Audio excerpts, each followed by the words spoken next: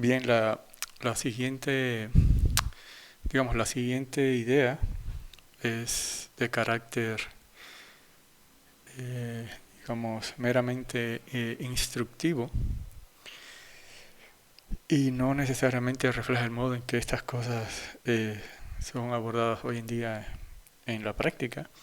No obstante, es una idea que nos permite visualizar las posibles aplicaciones del material y el potencial que tiene.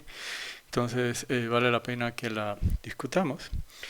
Imaginemos la siguiente situación, que un partido político necesita o quiere estimar el número de posibles votantes que tiene en una comunidad, en una ciudad, o en un área, digámoslo así, ¿no? Y decide entonces organizar un meeting en ese lugar, ¿no? Y reparte entre los participantes algún tipo de distintivos, ¿no? O sea, una gorra o cachuchas como hacemos por este rumbo, o un broche, o una mochila, un paraguas, lo que, digamos, eh, lo que entiendan que ahora sí, sus simpatizantes van a aportar de manera orgullosa luego, ¿no?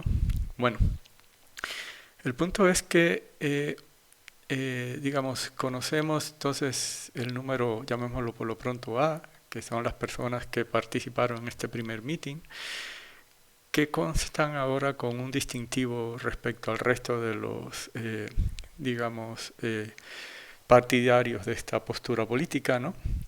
Y luego de un tiempo organiza de nueva cuenta otro meeting, ¿no? Y se percata que cada de las N personas que asisten al segundo meeting, ¿no? Portan el famoso distintivo que entregaron en el primero, ¿no? Y si asumimos, como decimos en la física, como una primera aproximación, obviamente hay toda una serie de, ¿cómo llamarlo?, de situaciones en las cuales podríamos decir que no son reales los supuestos que voy a hacer, ¿no? Pero como una primera aproximación en el sentido de que me permite calcular y tener una idea primaria de lo que necesito, supongamos que los participantes del partido hayan tenido, veámoslo así, el mismo chance para asistir a ambos mítines y que adicionalmente los que fueron al primer meeting no olvidaron el famoso distintivo que se les dio. Entonces tendremos que después de este primer meeting en la que hubo esta distribución de los distintivos, ¿no? la, la población que, digamos, los partidarios de esta postura política quedaron divididas en dos clases, ¿no? Los que están marcados con el distintivo, ¿no? Y los que ciertamente no lo están, ¿no? Entonces, si yo sé que cada de las N personas que en este caso asistieron al meeting portan el distintivo, la probabilidad de observar lo que acabo de hacer lo puedo visualizar como haber tomado una muestra, ¿no? de tamaño n, veanlo así, ¿no? de la población total de partidarios de este partido, que cada de ellos tienen algo que los distingue, ¿no? En este caso el famoso distintivo, ¿no? Y esa probabilidad se correspondería entonces a una probabilidad de una hipergeométrica, ¿no? Donde estoy tomando una muestra sin reemplazo, ¿no? En este caso el tamaño de la muestra sería de n, que son los que asistieron al segundo meeting, de los cuales estoy observando que cada de ellos, ¿no? Tienen digámoslo así, la característica que los distingue de A, que ahora sé que la tienen en total de la población completa de mi partido, ¿no? O sea, porque fueron los que fueron marcados en el primer meeting, ¿no? Y esos son A, ¿no?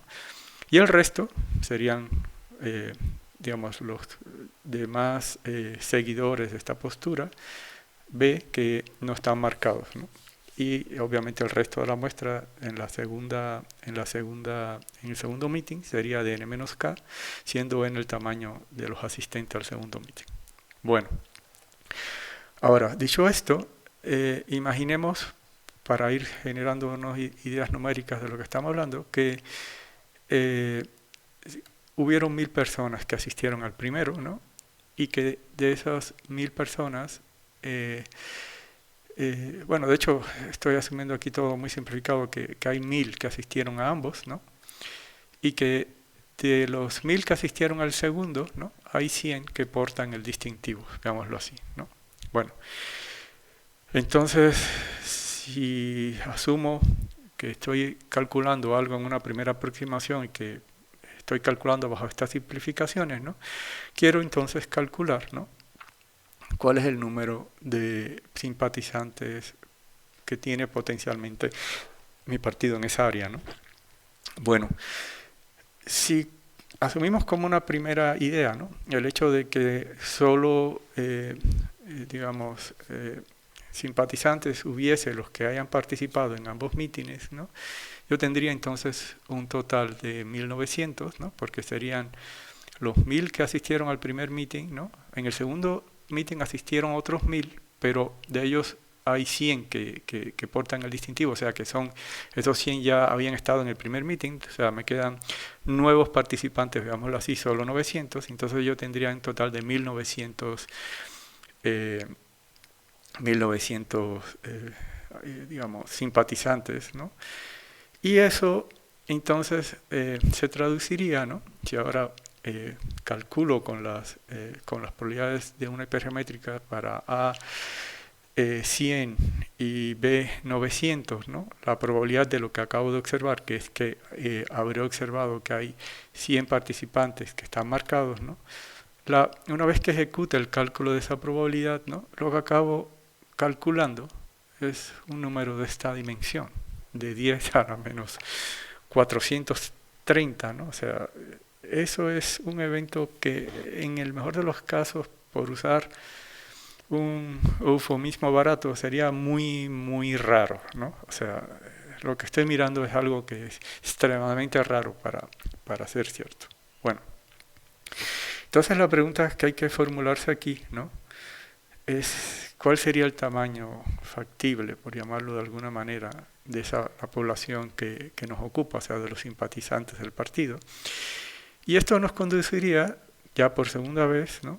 a encontrar, digámoslo así, el valor de, ahora sí, la población total de simpatizantes, que sería en este caso A más B, que maximice exactamente la probabilidad, digámoslo así, la probabilidad de que yo observe 100 simpatizantes marcados en el segundo meeting. O sea, dicho de otro modo, quiero buscar B de tal manera que la probabilidad que estoy observando es lo más alta posible. ¿De acuerdo? Esta idea no es la primera vez que nos la encontramos, ¿no? De hecho, en la sección de la distribución binomial, en el ejemplo de las llamadas allí tarjetas electrónicas, ¿no? A ver, recordemos este ejemplo, ¿no? Habíamos jugado con esta idea, ¿no? Y habíamos calculado que en este caso el modelo que precisamente hacía el trabajo, ¿no? Era exactamente el modelo para la probabilidad .25, como el que maximizaba la probabilidad de lo que yo estaba observando, digámoslo así, ¿no? Y aquí me quiero, digamos, conducir de esa manera. Habíamos dicho ya allí que estos tipos de ideas son conocidas en la estadística como estimadores de máxima verosimilitud y se deben ciertamente a este investigador inglés o estadístico inglés, Fisher, que fue de las personas que propusieron esta idea. Antes que haya algún otro comentario, sí sabemos que tiene un título nobiliario, ¿no? En la realeza inglesa, es Sir. Pero en la academia evitamos ese tipo de comentarios, pero solo para evitar ahora sí la observación posterior. Y bueno, en este caso tendríamos entonces que encontrar exactamente el valor de, de B, ¿no? Que haga lo más grande posible esta probabilidad. Y una manera de hacerlo, ya que esto sería un tipo de optimización discreta, no tengo a la mano este tipo de ideas de diferenciación que tenemos cuando trabajamos con funciones continuas, es operar de la siguiente manera. Observemos primero qué resulta del cociente de cuando estoy tomando el resto de la población sin marcar como B en comparación con B-1. O sea, el cociente de esta probabilidad puntual para A más B y la probabilidad puntual para A más B-1. Si observan todo lo que estoy haciendo aquí, en este primer bloque que está aquí, ¿no? Estoy tomando precisamente la probabilidad de una hipergeométrica, ¿no? Para A más B, ¿no? Y para, digamos, para la A más B-1, estoy multiplicando obviamente por el recíproco de lo que sería la probabilidad puntual, ¿no? Y lo que tendría entonces que calcular ahora sería precisamente digamos, lo que resulte de este producto. Esencialmente, este binomial que está aquí de A en K va a cancelar este binomial que tengo aquí de A en K y me quedaría en esencia la multiplicación de estos dos binomiales entre estos dos binomiales, ¿no? Observen que aquí tengo términos de B y aquí n menos K igual que aquí, entonces este lo voy a mover hacia la izquierda, aquí tengo algo del tipo A más B y aquí también aquí n y este lo voy a mover hacia la derecha, eso no es ningún problema, ¿no? Y ahora sí vamos a calcular estos dos términos, de hecho este primer bloque y este segundo bloque. Observen simplemente que, veanlo así, tanto en el numerador como en el denominador, en los binomiales va a aparecer un término del tipo n menos k factorial que va a cancelar a un término del tipo n menos k factorial que está aquí, y aquí igual, ¿no? O sea, aquí aparecería un término del tipo n factorial y en el denominador un tipo n factorial, y ya no los voy a escribir, y me voy a concentrar solo en lo que resulta de los demás términos, ¿no? Que en este caso sería b factorial entre b menos n menos k factorial, ¿no? Y aquí sería b menos 1 factorial, y en el denominador, que ahora pasaría a ser parte del numerador, de b menos 1 menos n menos k factorial, y de manera totalmente análoga aquí, ¿no? O sea, sería a más b menos 1 factorial entre esta cantidad menos esta factorial, y en el, digamos, numerador aparecería lo que aquí aparecería en el denominador, que sería a más b menos n factorial, ¿no? Y ahora en el denominador sería a más b factorial, ¿de acuerdo? Bueno, dicho esto, entonces observemos que este b factorial y este b menos 1 factorial, el b menos 1 factorial cancelaría todos los términos que siguen después de b a b menos 1 y así sucesivamente, de tal manera que aquí solo emergería b tal cual, ¿no? Esencialmente aquí pasaría literalmente lo mismo, porque este término y este solo se diferencian en una unidad, entonces aquí solo, digámoslo así, solo resultaría el término b menos n menos k, y aquí en esta expresión ocurriría lo mismo, o sea, este término sería esencialmente, digamos, este término de aquí sería esencialmente el que antecede a este término que está aquí. Aquí tengo a más b menos n, aquí tengo a más b menos n menos 1, o sea, este cancela al que sigue acá y este cancela al que sigue acá, ¿no? Entonces lo que resulta de acá es simplemente entonces b entre b menos n menos k, aquí tendría a más b menos n y aquí tendría a más b, ¿de acuerdo? Y memoricemos esto no, de manera rápida, sino al ratito regreso, porque en dos láminas lo voy a volver a usar, ¿no? Esencialmente esto es lo que resulta del cociente de estas dos probabilidades puntuales cuando la diferencia de b la tomo en 1, ¿de acuerdo? Entonces, ahora observemos que si me intereso por la condición de que ese cociente sea mayor que 1, ¿no? Entonces tendría que usar exactamente lo que acabo de calcular aquí como ese cociente, ¿no? Y obtener esta relación para a, b, k y n, ¿no? Y esencialmente lo que puedo hacer es multiplicar toda la desigualdad por el recíproco de esta fracción que tengo aquí. Como todo lo que está aquí es positivo, el sentido de la desigualdad va a permanecer en el sentido de mayor o igual, ¿no? Entonces pasaría esto hacia acá en el numerador, b menos n menos k, y esto pasaría al denominador, ¿no? Y ahora observemos que si divido esto, o sea, esto como si fuera un bloque, ¿no? Menos esto entre esto, quedaría de aquí, de esta división quedaría un 1, menos esto entre esto. De nueva cuenta, aquí podría dividir esto entre esto y restarle esto entre esto, ¿no? Y lo que resulta entonces sería que aquí sería un 1 menos n entre a más b, y aquí tendría un 1 menos n menos k entre b, ¿no? Este 1 que está aquí cancelaría este 1 que está acá, y ahora vamos a simplemente por mantener aquí una claridad del orden, vamos a pasar esto sumando y esto sumando de este lado, ¿no? Y tendríamos entonces n menos k entre b de este lado y ahora n entre a más b de este lado. Ahora si multiplicamos esto para el lado izquierdo y esto lo multiplicamos hacia el lado derecho, lo que me quedaría sería n por a más b de este lado menos k veces a más b, que sería mayor o igual que n más n por b, ¿no? Y esencialmente observen que este n por b que aparece aquí cancelaría este que está acá. Esto lo voy a pasar sumando ahora para el lado derecho, ¿no? Y lo que me queda entonces es un término del tipo n por a, que tiene que ser mayor o igual que k veces a más b, ¿de acuerdo? Y observen que entonces esto, lo que acabo de tener aquí es un sí, solo sí, ¿no? Este cociente en esencia crece cuando yo paso de b menos 1 a b, si solo si se satisface esta condición, o sea que n por a sea más grande que k veces a más b, ¿de acuerdo? Dicho eso, entonces lo que sigue es la observación